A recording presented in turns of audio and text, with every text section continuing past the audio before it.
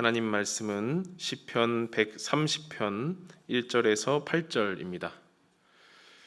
구약 성경 시편 130편 1절에서 8절 말씀 저와 여러분이 합독하도록 하겠습니다. 1절부터 읽겠습니다. 시작. 여호와여, 내가 깊은 곳에서 주께 부르짖었나이다. 주여, 내 소리를 들으시며 나의 부르짖는 소리에 귀를 기울이소서. 여호와여, 주께서 죄악을 지켜보실진대 주여, 누가 서리이까? 그러나 사유하심이 주께 있음은 주를 경외하게 하심이니이다. 나 곧 내 영혼은 여호와를 기다리며 나는 주의 말씀을 바라는도다. 파수꾼이 아침을 기다림보다 내 영혼이 주를 더 기다리나니 참으로 파수꾼이 아침을 기다림보다 더하도다. 이스라엘아, 여호와를 바랄지어다. 여호와께서는 인자하심과 풍성한 속량이 있음이라. 그가 이스라엘을 그의 모든 죄악에서 속량하시리로다. 아멘. 네, 높은 덕수교회 성도 여러분 반갑습니다. 네, 또 3일 만에 이렇게 뵙는데요. 주일에도 많은 분들을 뵙는 것도 아니고 또 수요일에도 또 이렇게 적게나마 보게 되니까 한 분 한 분이 굉장히 귀합니다. 한 분 한 분이 쉽게 말해서 다 제 교구 같고 한 분 한 분이 다 제 부서 사람 같고 너무나 귀하고 감사하고 참 소중합니다. 예배 자리에 나오신 여러분 건강하시고 또 말씀으로 말씀과 늘 동행하시길 바라고요.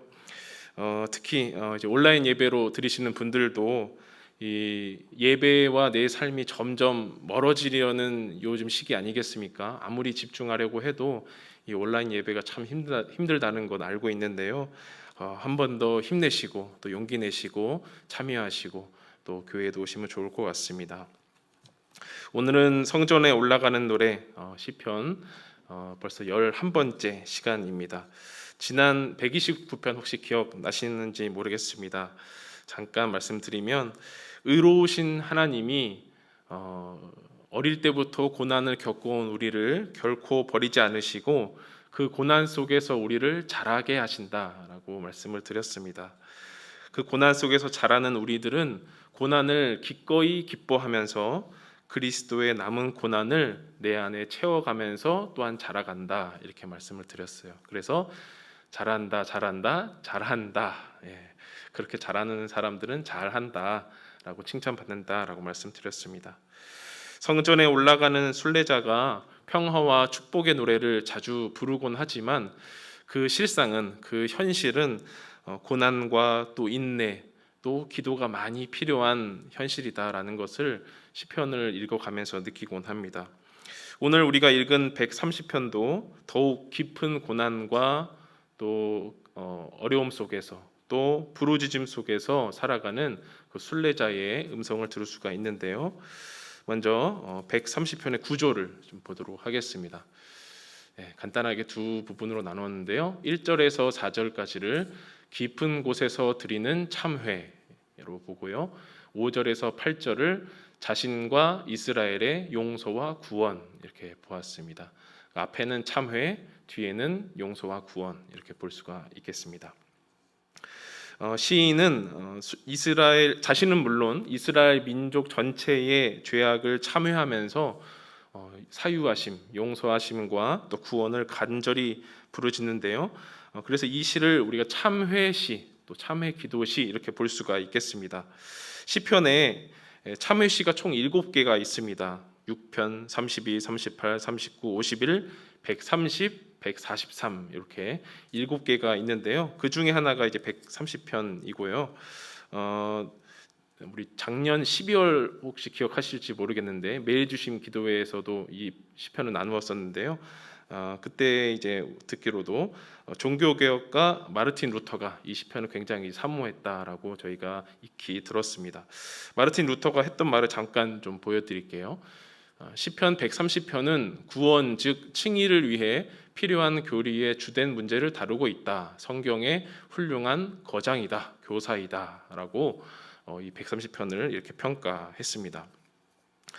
130편은 이제 용서와 구원이라는 아주 복음적인 그 내용 때문에 다른 몇 개의 시편과 함께 바울적인 시다라고 이렇게 불릴 정도입니다.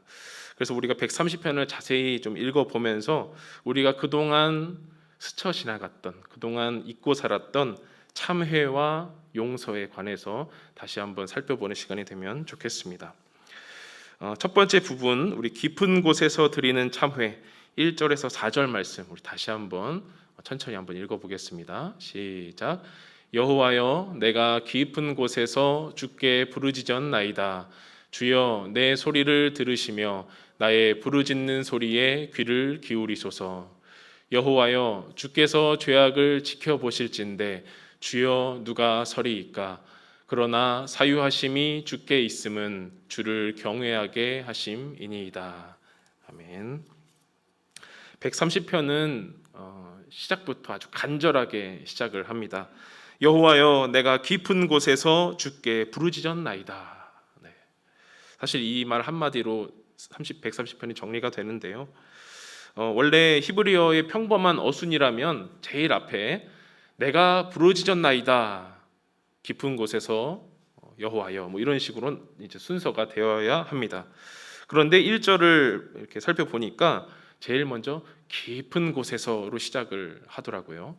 뭔가 이제 좀 포인트를 주려는, 강조하려는 것으로 볼 수가 있는데요. 오늘 우리가 말씀을 들으면서 새롭게 느껴야 할 자리가 바로 이 깊은 곳입니다. 세번역 성경에는 이 깊은 곳을 깊은 구렁 속에서 이렇게 번역을 합니다. 조금 더 적나라하게.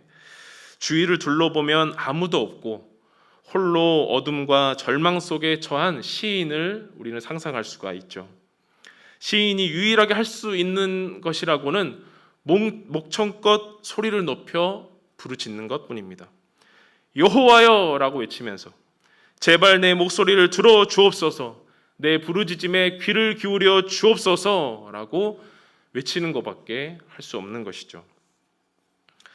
이 부르짖다라는 말이 히브리어로 카라라는 말입니다. 몇 번 들어보셨을 거라 생각이 되는데요. 부르다, 또 외치다, 또 하나님과 이렇게 관계를 생각할 때는 도움을 청하다라는 뜻으로 쓰이는데요. 우리가 뭐 말하다라는 단어와는 좀 느낌이 다르죠. 그래서 그냥 말을 하는 것보다도 아주 까랑까랑하게 외치는 게 이 카라, 이 부르짖다라는 단어입니다. 이제 카랑카랑한 목소리를 들을 때마다 이제 잊지 않으실 거라 생각이 듭니다.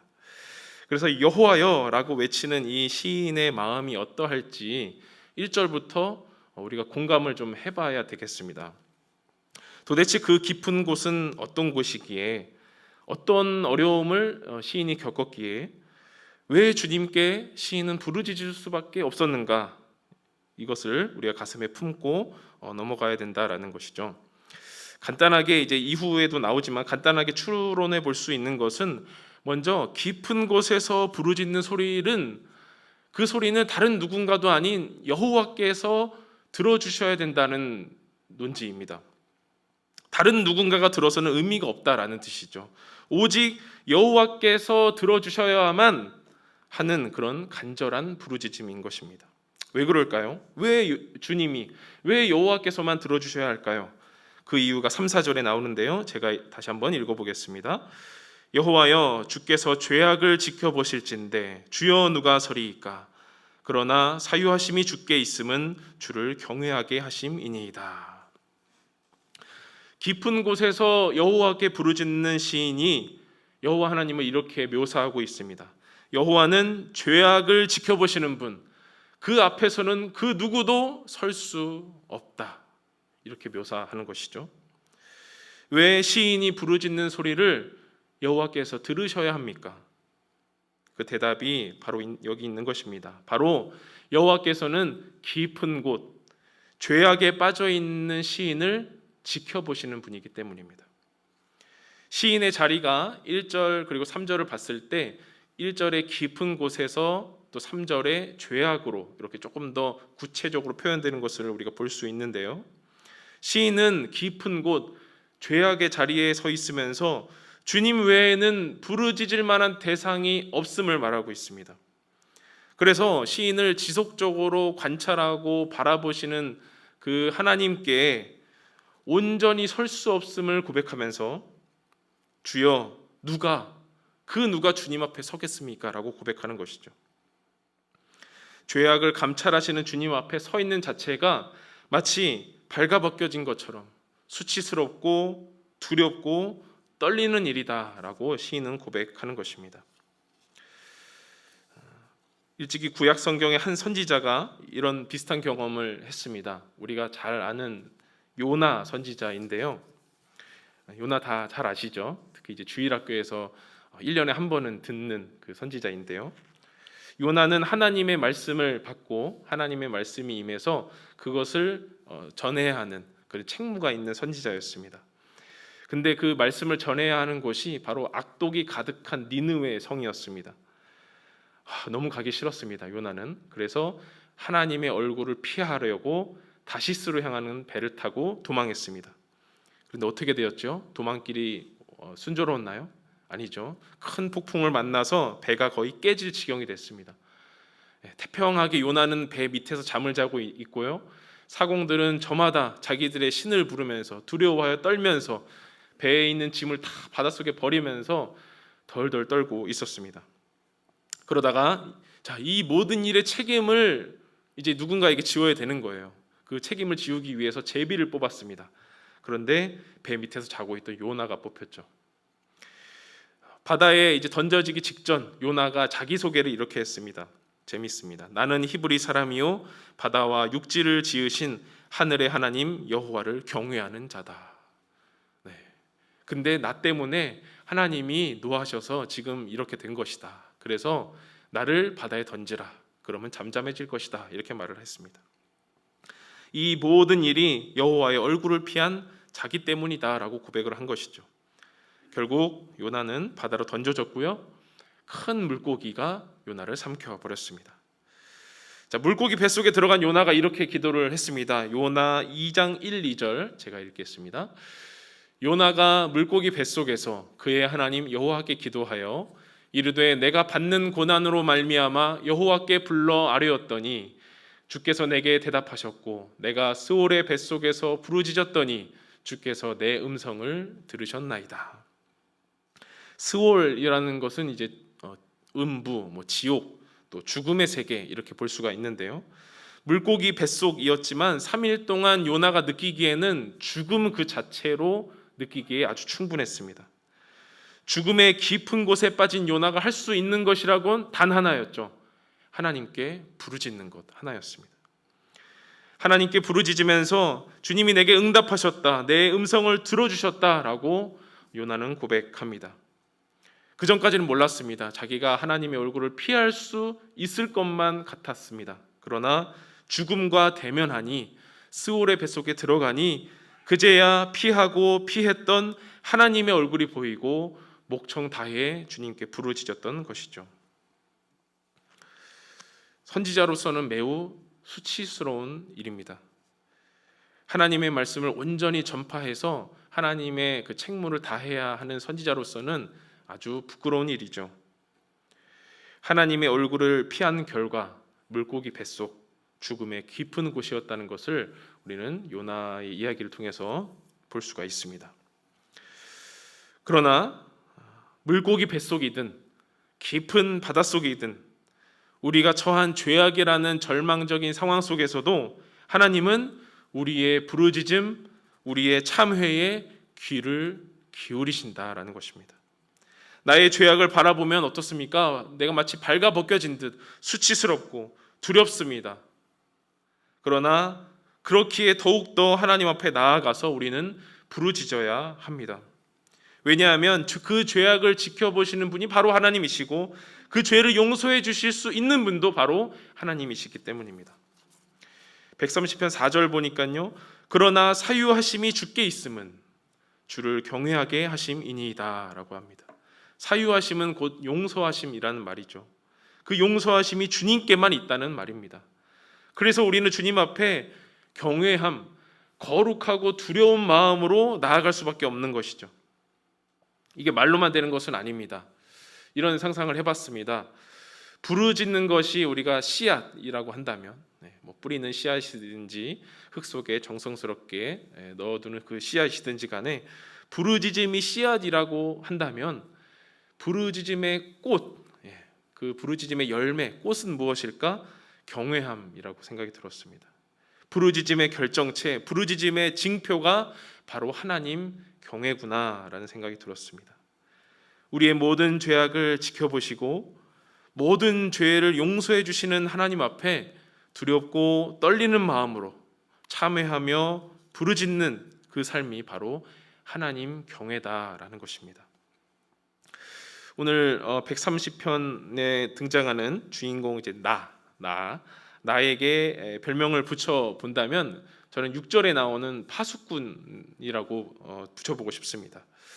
그래서 이제 파수꾼이 첫 번째 질문을 할 겁니다. 죄악이라는 깊은 곳에서 여호와께 부르짖는 파수꾼이 우리에게 첫 번째 질문을 던져 줍니다.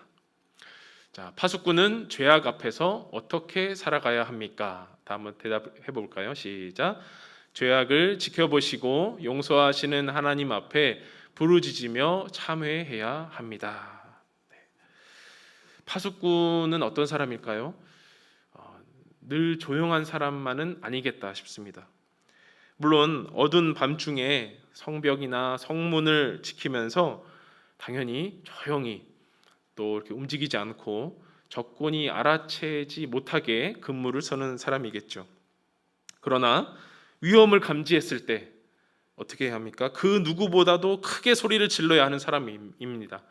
북을 치든지 호루라기를 불든지 잠자고 있는 모든 병사들이 일어날 수 있도록 위험을 알리는 사람입니다. 죄악이라는 어마무시한 쓰나미가 다가오는데 죄악이 다가옵니다. 적군이 다가옵니다. 위험합니다. 이렇게 소곤소곤 되면 어떻게 해요? 그렇죠? 그 위험을 알려야 되고 부르짖는 사람이라는 거죠. 다만 죄악 앞에 서 있는 파수꾼은 온전히 자기가 부르짖을 대상을 향해서 부르짖습니다. 아무나 향해서 부르짖는 것이 아니죠. 직속 상관이나 사령관에게 우리 모두가 위험에 처했습니다 라고 부르짖는 사람이 바로 파수꾼입니다. 내 자신이 파수꾼이라고 한번 생각을 해보십시오. 내 자신을 바라볼 때, 죄악 앞에 서 있는 나를 바라볼 때 내 자신이 너무나 수치스럽고 또 하나님 앞에 염치가 없을지라도 우리는 부르짖을 만한 대상, 하나님 앞에 부르짖어야 합니다. 그것이 이제 4절에서 말하는 용서해 주시는 하나님 앞에 나아가는 경외함이라는 것이죠. 저뿐만 아니라 여기 계신 그 누구라도 어찌 감히 하나님 앞에 떳떳하게 고개 들고 설 수 있겠습니까? 저는 연약합니다. 저는 부족합니다. 뭐 이런 거는 말할 것도 없겠습니다. 그렇죠? 무엇보다 가장 그 근원적인 것은 우리가 스스로 생명을 취할 수 없는 그런 피조물의 한계에 갇힌 사람인데 우리가 어찌 하나님 앞에 당당하게 저는 저 혼자 살 수 있습니다. 저 혼자로 충분합니다. 하나님 없이도 저는 살 수 있습니다. 라고 어찌 떳떳하게 의롭게 설 수 있냐는 말입니다. 그런데 하나님은 그런 우리에게 나아오라고 하십니다. 용서의 근원 되시는 하나님은 우리에게 부르짖으며 나아오라 라고 말씀하십니다.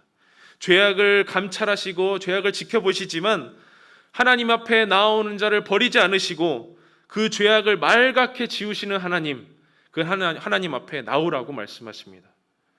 시편 86편 6절을 보니까 하나님은 선하신 분이시고 사죄하기를 즐겨하신다라고 나와 있습니다. 그 죄악을 지켜보시지만 그 죄악을 들고 나오는 모든 사람을 즐겁게 사죄하신다라고 말씀하는 것이죠. 이것이 파수꾼이 오늘 우리에게 첫 번째로 전해주는 메시지입니다. 혹 지금 깊은 곳에 처해 있는 분이 계십니까? 하나님께 부르짖으며 나오시길 바랍니다. 언제부터 우리가 이렇게 멀쩡한 척, 아무 일도 없는 척 신앙했습니까? 처음 주님 만났을 때, 처음 은혜 받았을 때 눈물 콧물을 흘리면서 뭐 어떻게 기도할지도 잘 모르지만 부르짖으면서 하나님 앞에 나아갔던 기억 다들 있지 않습니까? 다른 그 어떤 기도보다도 주님 이 죄인을 용서해 주옵소서, 주님 저를 긍휼히 여겨 주옵소서. 저도 더 젊었을 시절에, 더 어렸을 시절에 그냥 몇 시간 동안 시간도 안 쟀던 것 같아요. 계속 이런 기도만 했던 것 같아요. 저를 용서해 주옵소서, 저를 긍휼히 여겨 주옵소서, 이런 기도만 했던 그 초창기 시절이 생각이 났습니다. 이 기도로도 충분한 것 같습니다. 하나님께 부르짖으며 나오는 여러분 되면 참 좋겠습니다. 자, 이제 두 번째 부분입니다. 자신과 이스라엘의 용서와 구원에 대한 부분인데요.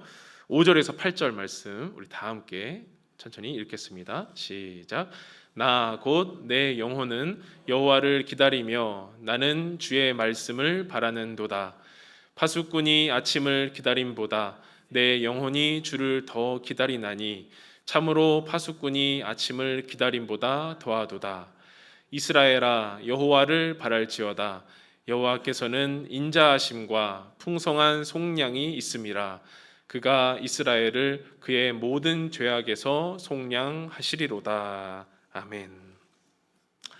깊은 곳에서 죄악에서 주님께 부르짖었던 그 파수꾼이 이제는 더욱 진지하게, 더욱 깊이 표현하는 부분이 이제 뒷부분입니다. 5절 6절에 이런 부분이 나오죠. 내 영혼은 여호와를 기다린다. 파수꾼이 아침을 기다리는 것보다 더욱 더 기다린다라고 나옵니다. 부르짖는 것보다 더욱 간절한 이제 파수꾼의 마음이 보여지는데요. 사실은 5, 6, 7, 8절은 두 군데로 나눌 수는 있습니다. 5, 6절은 내가 여호와를 기다린다. 또 7, 8절은 이스라엘아 여호와를 바라라, 여호와를 기다려라, 이렇게 볼 수가 있는데요. 개인에서 민족으로 이렇게 주어는 바뀌지만 사실은 5, 6, 7, 8절이 다 일맥상통하는 부분이라고 볼 수 있습니다. 파수꾼이든지 파수꾼이 대표하는 이스라엘이든지 왜 여호와를 기다릴까 하는 질문을 던져보겠습니다. 또 여호와를 기다린다는 것은 무엇일까 질문이 듭니다. 죄악이라는 깊은 구렁 속에 있는 파수꾼이 기다리는 것 딱 하나죠. 바로 여호와의 사유하심. 앞절에 나왔던 4절에 나왔던 여호와의 사유하심, 용서하심입니다. 그 용서를 7절에서 이렇게 풀어내고 있습니다. 이스라엘아 여호와를 바랄지어다. 여호와께서는 인자하심과 풍성한 속량이 있다라고 풀어냅니다. 여기에 나오는 인자하심, 여호와께서 갖고 있는 첫 번째 인자하심은 우리가 많이 들어본 히브리어로 헤세드라는 단어입니다. 많이 들어보셨죠? 인애, 또 은혜, 친절이라는 단어로 이렇게 번역이 되는데요. 하나님의 그 언약 안에서 이루어지는 신실하신 사랑, 변함없는 그 사랑을 말을 합니다. 참회시 중에 하나인 32편, 시편 32편 10절 말씀 제가 읽어드립니다. 악인에게는 많은 슬픔이 있으나 여호와를 신뢰하는 자에게는 인자하심이 두루리로다, 이런 말이 있습니다. 그 헤세드라는 히브리어 단어가 이제 세 글자예요. 헤세드 이렇게. 근데 이제 하나하나 보면은 헤트, 또 사멕, 달렉 이렇게 있는데 어쨌든 헤세드 하나하나 단어를 좀 그 뜻을 보니까 해는 그 성막의 울타리라는 그 뜻이 단어 안에 있고요. 세는 하나님의 보호, 하나님의 호위 이런 뜻이 있습니다. 그리고 드는 문을 의미합니다. 그러니까 한마디로 말을 하면 헤세드는 하나님께서 성막의 울타리처럼 자기 백성을 이렇게 두르시고 보호하시는 그 사랑이다, 이렇게 그 단어 자체에서 유추할 수가 있는 것이죠. 파수꾼은 지금 그 하나님의 사랑을 마음에 품고 있습니다. 왜냐하면 사유하심, 그 용서하심은 그 하나님의 사랑에 기초하기 때문입니다. 하나님이 그 스스로의 이름을 걸고 자기 백성을 위해서 모든 것을 바칠 만한 그 신실하신 사랑, 그것을 바라기 때문입니다. 그 헤세드 덕분에 파수꾼은 물론 이스라엘은 용서를 받을 수 있는 것이죠. 아까 부르짖음이 씨앗이고 그것이 꽃펴서 이제 하나님 경외라는 그 꽃이 핀다고 했습니다. 부르짖는 그 참회의 씨앗이 뿌려졌을 때 경외함이라는 꽃이 피는 것인데요. 이제 그 헤세드라는 그 씨앗이 이스라엘에게 심겨지면 어떤 꽃이 필까 이런 상상을 해봤는데요. 바로 7절 그리고 8절 끝에 나오는 속량이라는 꽃이 피겠다라는 생각이 듭니다. 7절, 8절 우리 다 함께 한 번 더 읽어보겠습니다. 시작. 이스라엘아 여호와를 바랄지어다. 여호와께서는 인자하심과 풍성한 속량이 있음이라. 그가 이스라엘을 그의 모든 죄악에서 속량하시리로다. 7절, 8절에 나오는 속량이 모두 같은 단어입니다. 근데 사용된 곳을 보니까요, 제사를 드릴 때, 구약 시대에 제사를 드릴 때 사실은 죄가 있는 사람을 제물로 드려야 되는데 그럴 수 없으니 동물로 대속해서 드린다, 이렇게 대신해서 드린다라고 할 때 이 속량이라는 단어가 쓰이고요. 또한 종이었던 신분에서 자유를 얻었다라고 말할 때도 속량이라고 합니다. 또 환난 가운데서 구출하다라는 때도 이 속량이라는 단어를 씁니다. 그래서 이 처음에 말씀드렸던 그 복음적인 내용이라는 것이 이제 여기에서 강조되는 것이죠. 그저 뭐 간단한 잘못이나 그런 오해를 없던 것으로 치는 뭐 그 정도의 용서가 아닙니다. 이 속량이라는 것은 피 흘림이 있고 자유함이 있고 건짐이 있는 속량이다, 이렇게 보면 되겠습니다. 뭐 그 어떤 설명할 것이 있겠습니까? 바로 십자가 그 속량의 은혜를 생각하면 우리에게 아주 정확합니다. 예수님이 십자가에 매달려 돌아가신 것, 다시 말하면 우리의 목숨을 대신하기 위한 것입니다. 즉 십자가는 원래 우리가 매달려야 하는 자리다라는 것입니다. 정확히는 죽음의 깊은 곳 스올에 마땅히 내려가야 할 우리가 하나님의 헤세드로 말미암아 예수님의 속량하심으로 말미암아 우리가 구원을 받았다라는 것이죠. 영원한 죽음의 자리에서 도리어 영원한 생명을 우리가 얻게 되었습니다. 여태까지는 우리가 죄의 종으로 살았지만 이제 그 속량의 은혜로 말미암아 우리는 의의 종으로 살아가면서 이렇게 십자가를 바라보는 것이죠. 오늘따라 이제 좀 당연하고 기초 성경 공부 같은 그런 말씀을 드리는 것 같아요. 교리로 따지자면 다 우리가 뭐 당연한 얘기다 이렇게 생각이 드실 겁니다. 뭐 칭의론, 구원론, 또 속죄론 등등 예수님의 은혜와 때려야 뗄 수 없는 내용들이 이렇게 130편에 가득하다라는 겁니다. 인자심과 속량, 즉 이제 사랑과 구원에 관한 아주 유명한 비유를 이제 좀 들려드릴 텐데요. 누가복음 15장에 나오는 탕자의 비유입니다. 잘 아시죠? 예수님께서 이제 세리와 죄인들을 모아놓고 말씀을 전하시며 이제 식사를 나누고 계셨습니다. 그런데 예수님을 대적했던 사람들이 모여들었죠. 바리새인과 서기관들이 이렇게 수군거리면서 예수님을 비판했습니다. 왜 예수는 죄인들과 함께 밥을 먹는가? 이렇게 비판을 한 겁니다. 죄인들과 함께 있는 사람도 죄인이기 때문에 비판을 한 거죠. 그러자 예수님이 그거에 이제 대답은 안 하시고 이야기를 들려주셨는데, 하나는 잃은 양을 찾아낸 이야기, 하나는 10개의 동전을 찾아낸 이야기, 그리고 마지막 세 번째로 아버지와 두 아들에 대한 이야기를 들려주셨습니다. 그게 우리가 잘 아는 탕자의 비유죠. 자, 문제의 발단은 두 아들 중에서 둘째였습니다. 아버지의 재산을, 아버지의 분깃을 좀 미리 땡겨 주십시오. 나에게 줄 재산 어차피 주실 거면 땡겨 주십시오 라고 해서 그렇게 요청을 했고, 아버지는 또 무슨 마음인지 그걸 또 떼서 주었습니다. 이 둘째 아들이 먼 타국에 갔습니다. 성경에 말 나온 그대로 허랑방탕하게 살면서 그 재산을 다 탕진해 버렸습니다. 게다가 그 먼 나라에 흉년까지 들어서 먹고 살기도 힘든 시기가 되었죠. 돼지를 치면서 먹을 것이 너무 없어서 돼지가 먹는 그 열매까지 주워 먹으면서 그렇게 살았습니다. 이렇게 살다가는 내가 죽겠구나, 이런 생각이 들다가 둘째 아들은 갑자기 아버지 생각이 났습니다. 내가 여기 있다가는 죽겠다. 내가 일어나서 아버지한테 가서, 아버지, 내가 하늘과 아버지 앞에 죄를 지었습니다. 이제 나를 아들이라 부르지 마시고 저 품꾼 중에 하나로 여겨주십시오. 이렇게 하면 날 받아줄까 하는 마음으로 돌아갔습니다. 터벅터벅 가는데 아직 저 멀리 이제 집에 가려면 멀었는데 저기 멀리서 아버지가 아들을 보고 달려옵니다. 아버지는 한눈에 아들을 알아보았죠. 멀리서도 알 수 있습니다. 왜냐하면 그토록 기다리던 아들이니까요. 아들을 꼭 안고 입을 맞추어 주었습니다. 아들은 이 상황이 감당이 되지 않습니다. 본인이 어떤 마음으로 온지 본인이 아니까요. 아버지, 제가 하늘과 아버지께 죄를 지었습니다.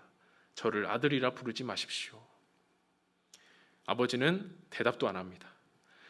너무 좋아서 아들을 좋은 옷으로 갈아입히고 가락지를 끼우고 좋은 신발을 신기고 사람들에게 명령합니다. 잔치를 벌여라. 살찐 송아지를 잡아라. 우리가 함께 먹고 마시며 즐거워하자라고 말을 합니다. 그러면서 그 하인들에게 아버지가 이렇게 말을 합니다. 누가복음 15장 24절. 이 내 아들은 죽었다가 다시 살아났으며 내가 잃었다가 다시 얻었노라 하니 그들이 즐거워하더라. 자, 생각해 보십시오. 감정을 이입해야 됩니다. 아들이 어떤 명분으로 돌아왔습니까? 내가 다시 돌아가서 다시 아들의 한 자리를 차지해야지 이런 마음으로 돌아왔습니까? 아니죠. 재산을 다시 한번 받으려고 왔습니까? 아니죠.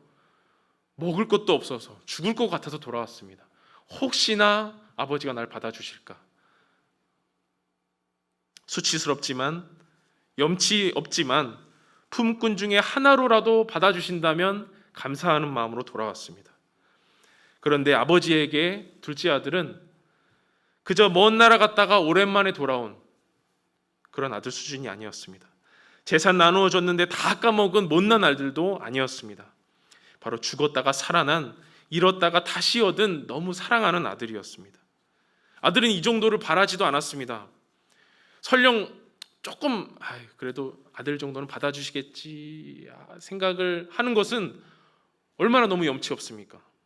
아버지에게 어떻게 그렇게 말을 합니까? 아버지, 나를 아들이라 부르지 마십시오. 종으로 여겨주십시오. 그런데 아버지의 마음에는 아들을 향한 풍성한 사랑이 있었습니다. 재산을 탕진한 것, 지금의 초라한 행색, 냄새나는 것, 아들을 만지고 입맞추기에는 아무 문제가 없었습니다. 이 마음이 저는 헤세드라고 생각을 합니다. 깊은 곳에서 부르짖으며 사랑하는 내 백성이 이제 내가 주님을 기다립니다. 주님을 바랍니다. 라고 주님 한 말씀만 해주십시오. 라고 기다리는데 그 백성을 바라보는 하나님의 마음, 그게 바로 헤세드 아닐까요? 사랑의 마음으로 끝나지 않고 풍성한 잔치를 벌이고 다시금 자녀의 위치로 회복시켜주는 그 풍성한 속량을 이제는 우리가 느껴야 합니다. 돼지를 치던 종에서요, 이제는 소고기를 먹는 아주 풍성한 잔치가 된 것이죠. 종에서 자유인이 되었습니다. 탕자에서 아들이 되었습니다. 풍성한 속량이 바로 이것입니다. 헤세드라는 씨앗이 뿌려져서 풍성한 속량이라는 꽃이 되었습니다. 자, 이제 두 번째 질문을 드리고요, 말씀을 마무리하고자 합니다. 두 번째 질문입니다. 파수꾼은 무엇을 기다려야 합니까? 대답하겠습니다. 시작. 주님의 인자하심과 풍성한 속량을 기다려야 합니다. 130편 6절을 보니까요, 파수꾼이 기다리는 것은 아침입니다. 아침이 되면 간밤에 피곤했던 근무는 끝이 나고요, 이제 백성들이 들락날락하면서 평온한 하루가 시작됩니다. 지루하고 피곤했던 어둠 밤이 지나가고 태양이 떠오르죠. 그리고 선물처럼 평안과 안식이 찾아옵니다. 시인은 파수꾼이 그 아침을 기다리는 것보다 더욱더 주님을 기다린다라고 고백합니다. 모든 죄악에서 건져주시고 그 인자하심과 풍성한 속량을 갖고 계신 주님을 그 누구보다 기다린다라고 고백을 합니다. 사랑하는 높은 뜻 덕속의 성도 여러분, 파수꾼의 영성은 언젠가 올 아침을 기다리면서 긴 밤을 피곤과 긴장으로 보내듯이 인자하심과 풍성한 속량으로 오실 주님을 간절히 부르짖으며 기다리는 것입니다. 지금이 아무리 피곤하다고 해도 견딜 수 없이 힘들다고 해도 포기하지 않고 주님을 바라고 원하는 것입니다. 혹 이제는 더 이상 인내할 수가 없어서 차라리 내가 깊은 곳에 처해 있겠다, 내가 살아가는 지금이 딱 지옥 같다라고 생각하는 분이 혹 계십니까? 절대로 포기하지 마십시오. 헤세드로 가득한 주님이 팔 벌려 여러분을 기다리고 계십니다. 절대로 죄악 속에 넘어져 있지 마십시오. 주님께 부르짖고 또 부르짖으면서 그 누구도 주님 앞에 설 수 없지만 내가 여기 있나이다, 나를 용서하여 주옵소서. 주님을 바라고 기다리오니 모든 죄악에서 나를 건져 주옵소서. 이렇게 부르짖고 외치는 저와 여러분이 되기를 간절히 소망합니다.